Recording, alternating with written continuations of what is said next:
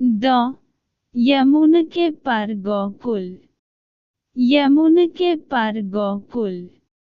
जब कृष्ण का जन्म हुआ तो जेल के सभी संतरी द्वारा गहरी नींद में सो गए। जेल के दरवाजे स्वतः ही खुल गए। उस वक्त भारी बारिश हो रही थी। यमुना में उफान था।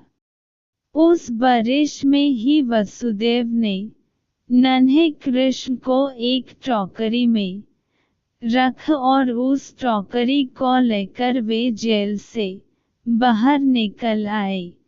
कुछ दूरी पर ही यमुना नदी थी।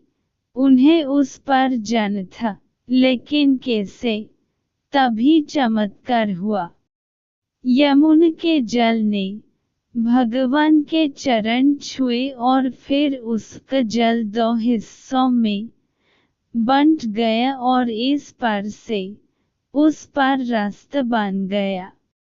कहते हैं कि वसुदेव कृष्ण को यमुना के उस पार गोकुल में अपने मित्र नंदगोप के यहाँ ले गए। वहाँ पर नंद की पत्नी यशोदा को भी एक कन्या उत्पन्न हुई थी। वसुदेव श्री कृष्ण को यशोदा के पास सुलाकर उस कन्या को ले गए। गोकुल में यशोदा का मायका था और नंदगांव में उनका ससुराल। श्री कृष्ण का लालन पालन यशोदा व नंद ने किया। गोकुल यमुना के तट पर बसा एक गांव है, जहाँ सभी नंदों की गायों का निवास स्थान था। नंद मथुरा के आसपास गोकुल और नंदगांव में रहने वाले आभीर गोपों के मुखिया थे।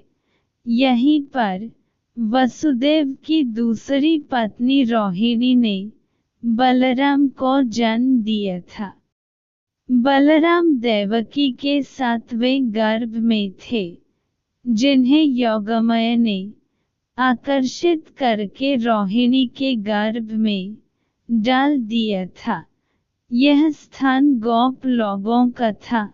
मथुरा से गोकुल की दूरी महज 12 किलोमीटर है।